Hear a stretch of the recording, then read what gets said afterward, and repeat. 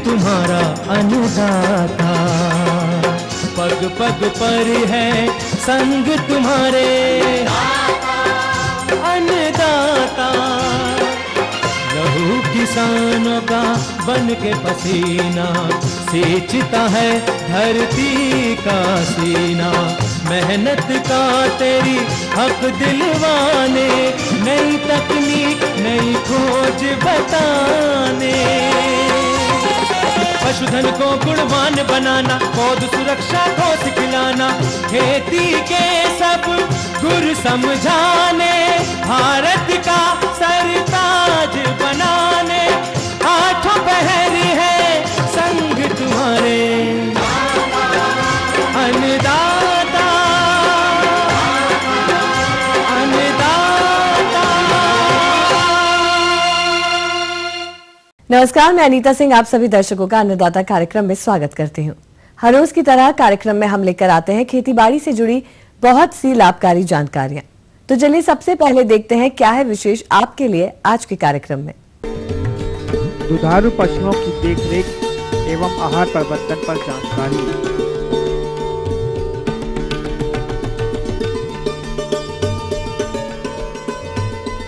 गुलाब में किए जाने वाले समसामयिक कार्य।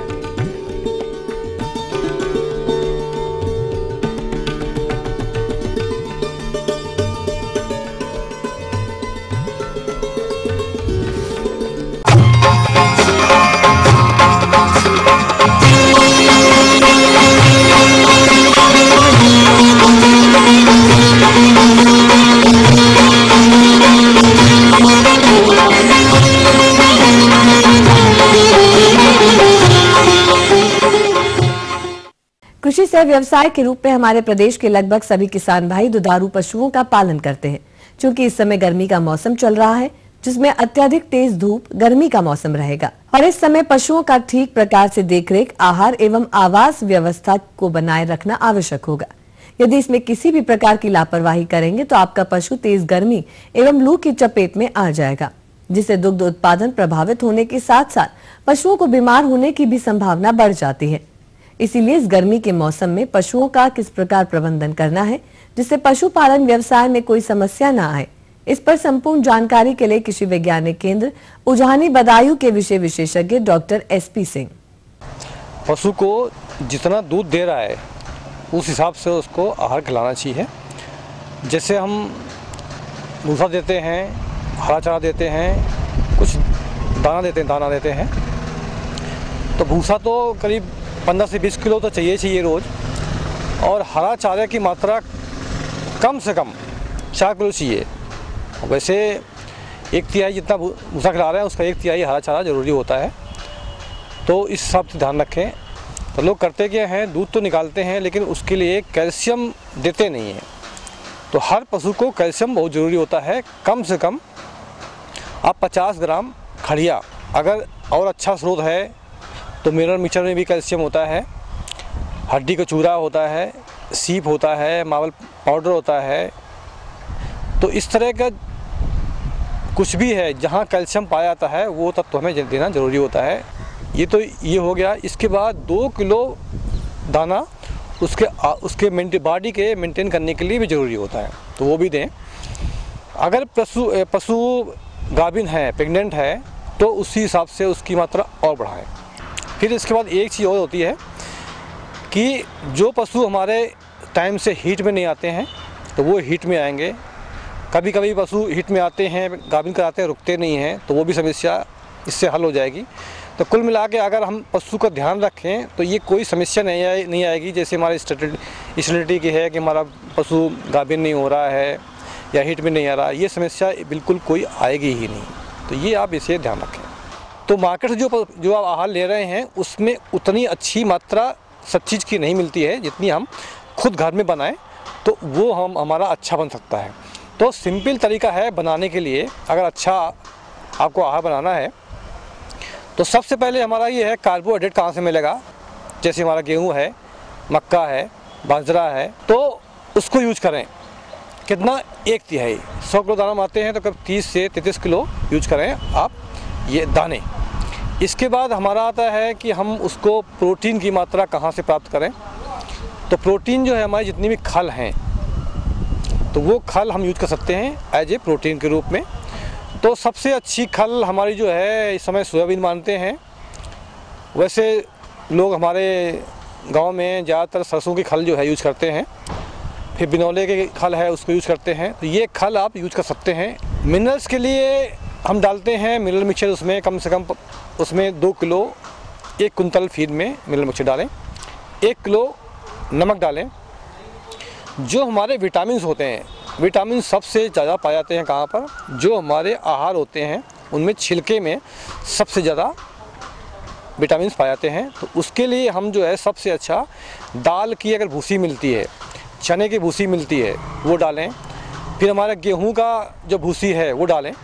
तो कुल मिला के हम 1/3 दाना, 1/3 खली, 1/3 हमारे चोकर, 2 किलो मिनरल मिक्सचर, 1 किलो नमक, ये हम अगर डाल दें तो हमारा ये संपूर्ण आहार बन गया। इससे थोड़ा अच्छा और बनाना है तो 10 gram manganese sulphate, 10 gram ferrous sulphate, 10 gram copper sulphate, ये अगर हम 1 कुंतल दाने में डाल दें तो हमारा इतना अच्छा दाना बन जाएगा। मार्केट में हमें इतना 25 रुपये किलो भी लेंगे तो अभी आपको ये उपलब्ध नहीं होगा। समय के अनुसार जैसा हमारा अभी गर्मी आने वाली है तो भैंस है, तो भैंस के लिए कम से कम उसको 2 बार सुबह, 1 बार सुबह 1 बार शाम, दिन में 2 बार कम से कम उसको नहलवाएं। जहाँ बांधते हैं पशु को वहाँ पर उसको जो है हम ध्यान रखें कि थोड़ा छायादार हो और थोड़ी सी हवा, ज़्यादा गर्म हवा चले तो उसके लिए हम थोड़ा रोक लगाएं इस तरह का कि ऐसी जगह बांधें कि डायरेक्ट उसको हीट ना लगे। तो इस तरह हम थोड़ा करेंगे तो हमारा क्या है कि दूध अच्छा मिलेगा, पशु का स्वास्थ्य अच्छा रहेगा। गर्मी में अभी इस समय जो है जैसे वाहा परजीवी, जिसे किलनी बोलते हैं, उड़दा बोलते हैं, तो वो इस समय पशु में गर्मी के टाइम में ज़्यादा होने के चांस रहते हैं। तो ऐसे टाइम पे जैसे हमारा दवा आती है, बूटाक्स आती है, मैलाथियान आता है, उसको हम यूज कर सकते हैं। 3 ml 1 लीटर पानी में हम उसको घोल लें और घोल के पशु के पूरे शरीर में लगा दें। लगाने के पहले ध्यान ये रखें कि पशु को चारा और पानी अच्छे ढंग से खिला दें, जिससे वो 2-3 घंटे तक जो है कुछ खाए नहीं हो, और मुंह में उसके कोई मुस्का वगैरह कुछ बांध दें और लगाने के बाद छोड़ दें, उसको सूख जाएगी। पशु को नहलवाएं नहीं, पशु को अगले दिन 24 घंटे के बाद नहलवाना है।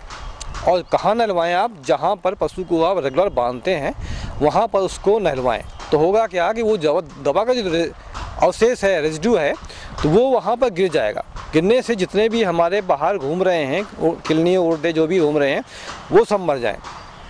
तो ये विशेष ध्यान रखें पशु के, तो ये आप विशेष थोड़ा सा ध्यान रखें आप।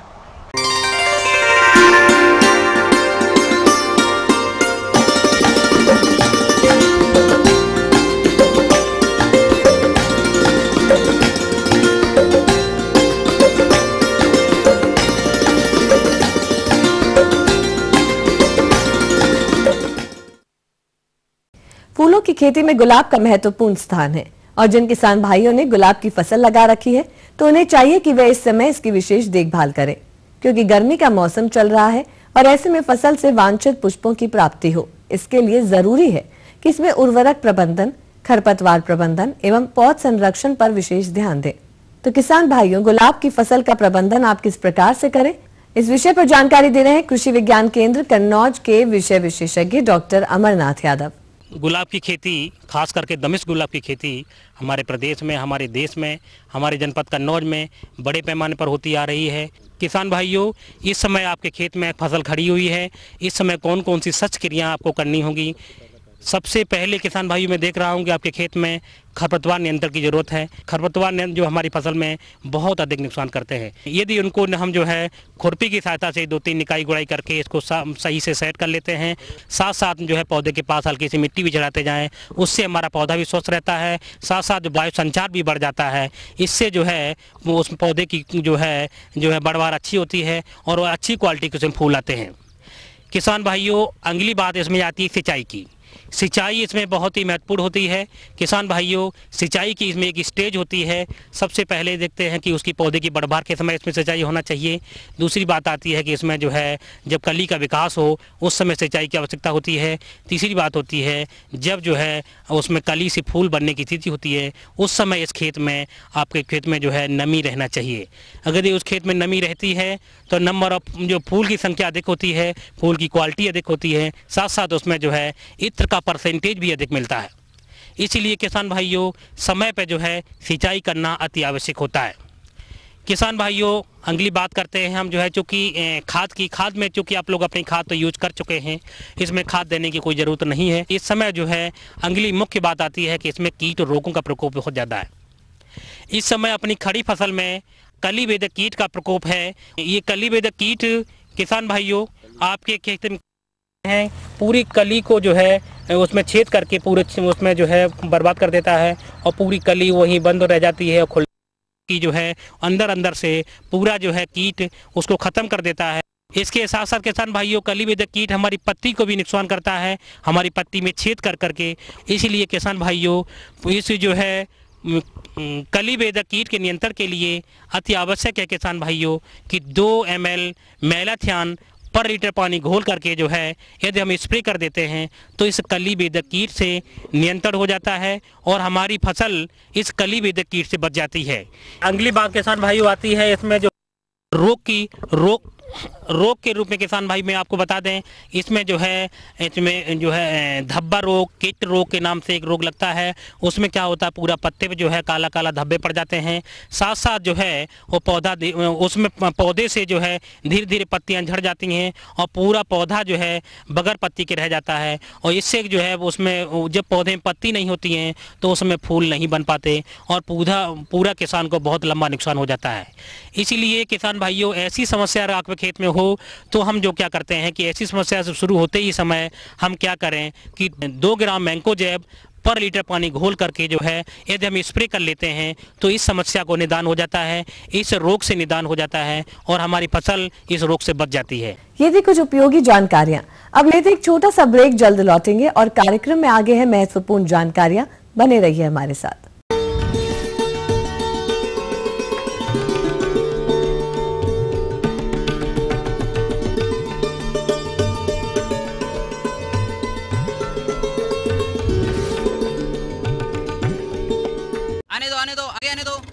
कुछ गड़बड़ है। इस साल इतना ज्यादा वजन? भाई क्या छुपाया है ट्रॉली में? छुपाया नहीं, कोराजन लगाया है। अब मेरी फसल को कीड़े नहीं खाते। पेश है डुबॉन्ट कोराजेन। ये देता है कंसुआ और चोटी भेदक कीटों से लंबे समय तक नियंत्रण, जिससे गन्ना बने ज्यादा लंबा और मोटा भी। डुबॉन्ट कोराजेन जिंदगी बदल दे। बापू, ये तो गन्ना है, ये लो। मैंने खेत में कोराजन क्या लगाया, गन्ना निकला लठ बराबर। पेश है डुबॉन्ट कोराजेन। ये देता है कंसुआ और चोटी भेदक कीटों से लंबे समय तक नियंत्रण, जिससे गन्ना बने ज्यादा लंबा और मोटा भी। डुबॉन्ट कोराजेन जिंदगी बदल दे।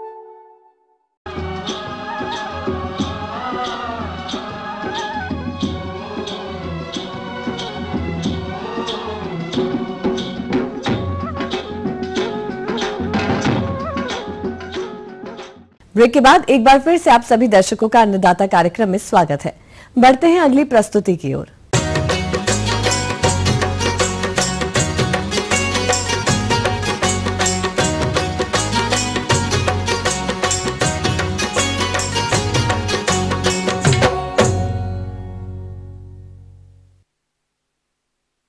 सूरन यानी जमीकंद का विशेष स्थान होता है।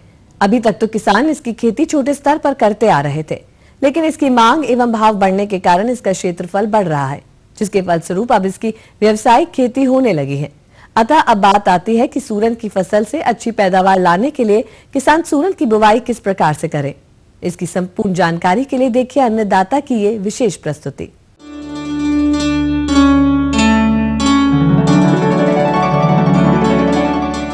सूरन, जिसे ओल और जिमीकंद नाम से भी जाना जाता है, जिनके अनेक औषधीय गुण होने के कारण आयुर्वेदिक औषधियों में उपयोग किया जाता है। यह बवासीर, पेचिस तिल्ली की सूजन, रक्त विकार नाशक, दमा, वमन, फेफड़े की सूजन आदि में औषधि बनाने में बहुत उपयोगी सिद्ध हुआ है। तथा इसका उपयोग सब्जी एवं अचार अन्य रूपों में होने लगा है। पहले इसकी लोकल देशी प्रजातियों में कैल्शियम ऑक्सलेट की मात्रा अधिक होती है, जिसके कारण गले में जलन होती है। इस कारण इसका उपयोग बहुत कम होता था, परंतु आज के समय में इसकी नई प्रजातियां विकसित हो चुकी हैं, जिसमें कैल्शियम ऑक्सलेट की मात्रा बहुत कम होती है, जिससे गले में जलन नहीं होती है। फलस्वरूप दिन प्रतिदिन इसकी मांग बढ़ने लगी है, जिससे इसकी खेती करने वाले किसान काफी लाभ कमा रहे हैं। अतः आप भी सूरन की वैज्ञानिक खेती करना चाहते हैं। इसकी किस्में मुख्यतः कंद के गुणों के आधार पर इसे 2 वर्गों में विभक्त किया जा सकता है। प्रथम वर्ग के घन कंद चिकने होते हैं और उनमें तीव्रता कम होती है, तथा दूसरे वर्ग के घन कंदों के गूदे का रंग सफेद हो हल्का गुलाबी होता है। इसकी तीव्रता कम होती है। गजेंद्रा यह तीव्रता रहित किस्म है, क्योंकि इसमें कैल्शियम ऑक्सलेट की मात्रा कम होती है, जिसके कारण गले में जलन नहीं होती है और खाने में स्वादिष्ट लगता है। इसका बाजार भाव अच्छा होता है। कंद के गूदे का रंग गुलाबी होता है। संतरा गाची इस किस्म के लिए पौधे बढ़वार अच्छी लेते हैं। इसके घनकंद थोड़े कड़वे होते हैं। इस किस्म के कंद खुरदरे और मक्खनी रंग के होते हैं। हैदराबादी और त्रिवेंद्रम किस्में यह अधिक उपज देती हैं और इनके कंद स्वाद में कम तीव्रता वाले होते हैं। आजाद सूरन इस किस्म में तीव्रता नहीं होती है। इसकी खेती के लिए बलुई दोमट मिट्टी उपयुक्त रहती है तथा अच्छी जल निकास की व्यवस्था होनी चाहिए। खेती योग्य भूमि तैयार करने के लिए 2 जुताई मिट्टी पलटने वाले हल से और 3-4 जुताई देशी हल से अच्छी तरह करके मिट्टी को भुरभुरी, मुलायम और समतल कर लेना चाहिए। किसी भी फसल से अच्छी उपज पाने के लिए खाद एवं उर्वरक प्रबंधन सबसे महत्वपूर्ण कड़ी है। सूरन की खेती के लिए 8 से 10 टन गोबर की सड़ी खाद जुताई से पूर्व खेतों में मिलाकर जुताई करें। इसकी खेती के लिए 80 किलोग्राम नाइट्रोजन, 60 किलोग्राम फास्फोरस तथा 60 किलोग्राम पोटाश उर्वरक के रूप में डालना उपयुक्त है। कहीं कहीं उर्वरक की ज्यादा मात्रा भी दी जाती है। नाइट्रोजन और पोटाश की आधी मात्रा तथा फास्फोरस की पूरी मात्रा बुआई के पहले खेत की तैयारी के समय देनी चाहिए। नाइट्रोजन और पोटाश की बाकी बची मात्रा 75 दिनों के बाद निराई गुड़ाई और मिट्टी चढ़ाते समय देनी चाहिए। सही बीज अच्छी उपज का आधार होता है। सूरन का प्रवर्धन वानस्पतिक वृद्धि द्वारा किया जाता है, जिसके लिए पूर्व कंद या कंद को काट कर लगाया जाता है। 1 हेक्टेयर के लिए 80 से 100 क्विंटल कंद की आवश्यकता होती है। यह आकार में छोटे होने चाहिए तथा यह मेड़ों, पंक्तियों और चौरस क्यारियों में लगाएं तथा कंदों का आकार 250 ग्राम से 500 तक होना चाहिए एवं कंद काटते समय ध्यान देना चाहिए प्रत्येक टुकड़े में कम से कम कलिका का कुछ भाग अवश्य रहे। जहां सिंचाई का अच्छा प्रबंध हो तो अच्छी उपज के लिए फसल की अगेती बुवाई मार्च से अप्रैल में करते हैं। साधारणतया सूरन की बुवाई जून माह तक करते हैं। बोने के पूर्व कंदों को उपचार करना चाहिए। इसके लिए इमिसान 5 ग्राम एवं स्टेप्टोसाइक्लिन 5 ग्राम प्रति लीटर पानी के घोल में कंद को 25 से 30 मिनट उपचारित कर छाया में सुखाने के बाद ही लगाएं। खेत तैयार करने के बाद सही विधि बुवाई करना चाहिए और सूरन के लिए गड्ढों बुवाई विधि से बुवाई करना उत्तम रहता है। इसके लिए 1 मीटर की दूरी पर 30 सेंटीमीटर लंबा, 30 सेंटीमीटर चौड़ा, 30 सेंटीमीटर गहरा आकार के गड्ढों को खोद लेना चाहिए और इन्हीं गड्ढों में घन कंदों की बुवाई की जाती है। गड्ढों में घन कंद बोने के उपरांत मिट्टी से ढक देते थे और पिरामिड के आकार में चारों ओर से घेरा बना देते हैं। गड्ढों के ऊपर घास फूस से ढक देने से मिट्टी में नमी बनी रहती है और अंकुरण अच्छा होता है। चूंकि इस फसल का अंकुरण देर से होता है, इसलिए पौधों के प्रारंभिक विकास की अवधि में अंतवर्ती फसलें जैसे भिंडी, बोड़ा, मूंग, कलाई, मक्का, खीरा, कद्दू आदि फसलें सफलतापूर्वक ली जा सकती है। अनुसंधान द्वारा ये पाया गया है कि इसकी खेती लीची एवं अन्य फलों के बागों में अंतवर्ती फसल के रूप में सफलतापूर्वक किया जा सकता है। जहाँ तक सिंचाई की बात है तो वर्षा ऋतु में सूरन की फसल के लिए सिंचाई की आवश्यकता नहीं पड़ती है। वर्षा न होने पर खेत सूखा दिखाई दे तो तुरंत सिंचाई करना चाहिए। बुवाई के 25 से 30 दिन के अंदर पौधे उग जाते हैं। इसकी निराई गुड़ाई 50 से 60 दिनों के बाद पहली तथा 80 से 90 दिनों के बाद दूसरी निकाई करें। निकाई के समय पौधे पर मिट्टी भी चढ़ाते जाएं। कोई भी फसल रोग कीटों के प्रकोप के बिना अछूती नहीं है। उसी तरह सूरन की फसल भी अछूती नहीं है। इसमें झुलसा रोग, जो बैक्टीरिया जनित रोग है, जिसका आक्रमण पौधों की पत्तियों पर सितंबर व अक्टूबर माह में अधिक होता है। पत्तियों पर छोटे छोटे वृत्ताकार हल्के भूरे रंग के धब्बे बनते हैं, जो बाद में सूखकर काले पड़ जाते हैं एवं पत्तियां सूखकर झुलस जाती हैं। कंदों की वृद्धि नहीं हो पाती। रोग का लक्षण आते ही बाबिस्टीन अथवा इंडोफिल M45 का 2.5 मिली प्रति लीटर की दर से 2-3 छिड़का व 15 दिन के अंतराल पर करें। दूसरा मुख्य रोग तना गलन उन क्षेत्रों में अधिक होता है जहां पानी का जमाव ज्यादा होता है तथा लगातार एक ही खेत में सूरन की खेती की जा रही हो। इस रोग का प्रकोप अगस्त व सितंबर माह में अधिक होता है। यह मृदा जनित रोग है। इस रोग का लक्षण कॉलर भाग पर दिखाई पड़ता है तथा पौधा पीला पड़कर जमीन पर गिर जाता है। इसकी रोकथाम हेतु उचित फसल चक्र अपनाएं, जल निकास की उचित व्यवस्था रखें, कंद लगाने से पूर्व इसे बताई गई विधि से उपचारित कर लें। कैप्टॉन दवा के 10% घोल को 15 दिनों के अंतराल पर 2-3 बार पौधे के आसपास भूमि को भिगो दें। आप सूरन की खेती के सभी प्रबंधन सही प्रकार से कर लेते हैं तो सूरन के बुवाई के 7 से 8 महीने बाद कंद खुदाई के लिए तैयार हो जाते हैं तथा जब पत्तियां पीली पड़कर सूखने लगती हैं, तब कंदों को खुदाई कर अच्छी तरह से मिट्टी को सफाई कर उसे 2-3 दिन धूप में रखकर सुखा लें। कटे या चोटग्रस्त कंदों का स्वस्थ कंदों से अलग कर इसके बाद कंदों को किसी हवादार भंडार गृह में लकड़ी के मचान पर रखकर भंडारित करें। इस बार ओल को 5 से 6 माह तक आसानी से भंडारित किया जा सकता है।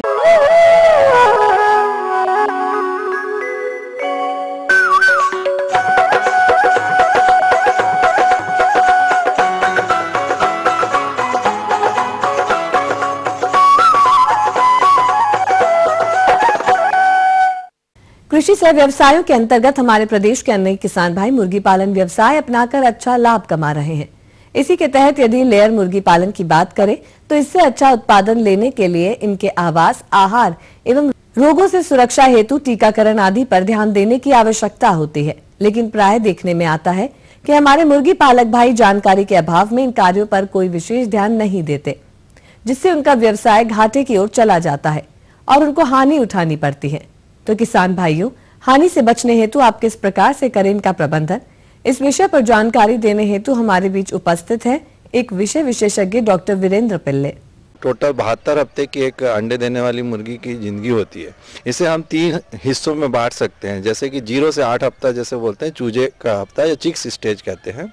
और इस चूजे को हमको एक बहुत अच्छे स्टैंडर्ड जो कंपनी होती है जिसे हम हैचरी कहते हैं वहाँ से प्राप्त करना है, क्योंकि इसमें हम 1 दिन का जो बच्चा है उसको लेके आएंगे, उसको 8 हफ्ते तक पालना पोसना है। जो मुर्गी का जो शेड है उसमें नीचे में भूसी है, चूना है, बीमारियों से बचाव के लिए स्प्रे है, चूना है, इस तरीके की दवाई का छिड़काव है, ताकि जो 1 दिन का चूजा, नन्हा चूजा है, उसे किसी प्रकार की बीमारी ना हो सके। उसके रख रखाव में जैसे हमको देखना है, ठंड का मौसम है तो ठंड में बचाव करने के लिए हमको हीटर है या गैस ब्रूडर है या गर्मी देने के लिए जो व्यवस्था कर सकते हैं हमको वो करना है। टोटल हम लोग मान के चलते हैं कि उस 8 हफ्ते के दौरान 2 किलो दाना पौष्टिक आहार हमको देना है, जिसे हम कहते हैं चिक मैश। इस चिक मैश के अंदर में 22% प्रोटीन की मात्रा हमको देनी है। उसमें ग्रोथ प्रमोटर्स देना ताकि जल्दी जल्दी उसका वजन आ सके। फिर उनको कई प्रकार के फफूंद रोग इत्यादि हो सकते हैं, तो उसके लिए हमको दाने में दवाइयों को मिलान करने के उपरांत हमको उसका आहार के बारे में देखना है। इस 0 से 8 हफ्ते के बीच में हमको कुछ टीकाकरण करना होगा जिस बचाव करना के लिए। तो उसमें सबसे पहले 1 दिन के बच्चे को हम मैरेक्स रोग का टीका लगाते हैं। उसके बाद हम 5वें से 7वें दिन रानीखेत का, फिर 12वें से 15वें दिन हम लोग गंभोरो नाम का टीका लगाते हैं। फिर इसी का बूस्टर लगता है, फिर रानीखेत का बूस्टर लगता है। इस तरीके से उसको 8 हफ्ते का में हम उसको चूजे को मान के चलिए कि आधा किलो के आसपास वो चूजा हो जाता है। इसके उपरांत अब 8 हफ्ते से लेकर 20 हफ्ते तक का जो उम्र होता है उसे हम पठोर कहते हैं या ग्रोअर स्टेज कहते हैं। इन परिस्थितियों में हमको ये देखना है कि उसे पौष्टिक ग्रोअर फीड मिले, जिसमें हमको 16% के आसपास में प्रोटीन की मात्रा मिलना चाहिए। विटामिन्स मिलना चाहिए, मिनरल्स मिलना चाहिए, खनिज लवण जिसको हम कह सकते हैं, इन सब का प्रॉपर मात्रा में मिलना चाहिए। इस स्टेज में हम लोग मान के चलते हैं तो 6 से 8 किलो का आहार प्रति पक्षी उस 20 हफ्ते के दौरान प्राप्त करेगा। फाउल पॉक्स नाम का टीका भी लग जाता है इसी 20 हफ्ते के दौरान, और R2B रेगुलर रानीखेत का जो टीका है वो भी लग जाता है। इसके उपरांत हमारी मुर्गी पूर्ण रूप से लेयर के स्टेज में या अंडे देने वाली मुर्गी के रूप में तैयार हो चुकी है। और अगर मुर्गी परिपक्व हो चुकी, मैच्योर हो चुकी है, तो उसके पंख झड़ने लगते हैं, जो कि प्रथम लक्षण होता है कि मुर्गी जो है अब अंडे देने के लिए तैयार है, अंडा देना शुरू करेगी। ये किसान भाई देख के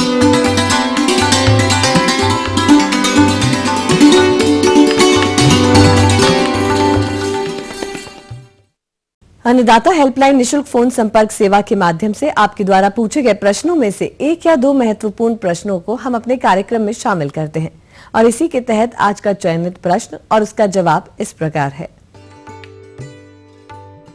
निशुल्क अन्नदाता हेल्पलाइन संपर्क सेवा के माध्यम से पूछे गए प्रश्नों में से आज हमने जिस प्रश्न को अपने कार्यक्रम में शामिल किया है उसे पूछा है जिला गाजीपुर, ग्राम शेरपुर के कृषक हृदय तिवारी ने। आप अदरक की उन्नतशील प्रजातियों के बारे में जानकारी चाहते हैं। किसान भाइयों, अदरक की प्रजाति की बात करें तो अदरक में बहुत सारी प्रजातियां हैं। उनमें वर्धा, महिमा और पंत मझेड़ा सिलेक्शन 1 इन प्रजातियों को अगर लगाते हैं तो आप उत्पादन अच्छा कमा सकते हैं। और अदरक के कंद की 5 सेंटीमीटर लंबाई के 15 से 20 ग्राम वजन के, जो कि एक टुकड़े में कम से कम 2 से 3 आँख होनी चाहिए। अदरक के कंद का बीज कम से कम जो आवश्यकता होती है वो 18 से 20 कुंटल 1 हेक्टेयर बीज की आवश्यकता पड़ती है। अदरक के कंदों को रोग रोधी बनाने के लिए दवाइयों से बीज उपचारित करना पड़ता है, फफूंदीनाशक दवाओं से, जिसमें 2 ग्राम M45 और 1 ग्राम बाविस्टीन 1 लीटर पानी के हिसाब से दोनों दवाओं को मिक्स करके आप घोल बना लें। घोल बनाने के बाद ये बीज को, कंदों को आधा घंटे तक इस घोल में डुबो कर रखें। इस प्रकार जो कंद वाले रोग हैं हमारे अदरक के, वो सब नष्ट हो जाएंगे और हमारा बीज जो है उपचारित हो जाएगा। अदरक की फसल के लिए बहुत ज़्यादा खाद की आवश्यकता होती है, तो गोबर की खाद की कम से कम 30 से 40 टन प्रति हेक्टेयर आवश्यकता होती है।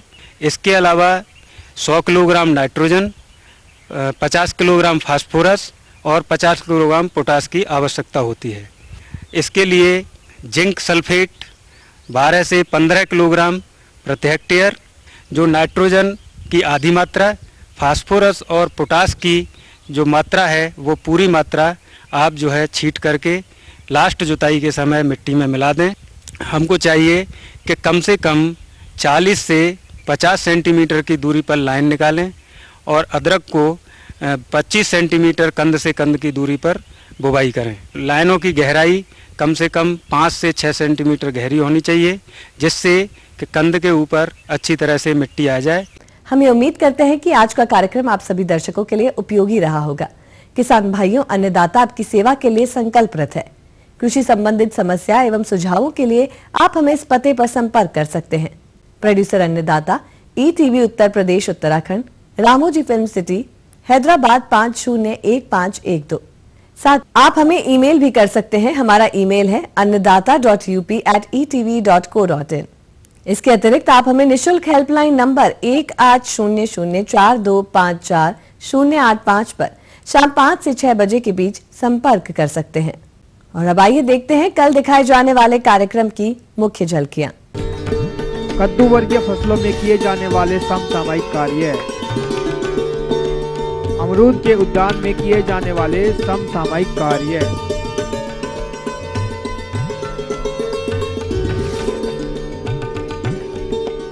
फिलहाल अन्नदाता की पूरी टीम को इजाजत दीजिए।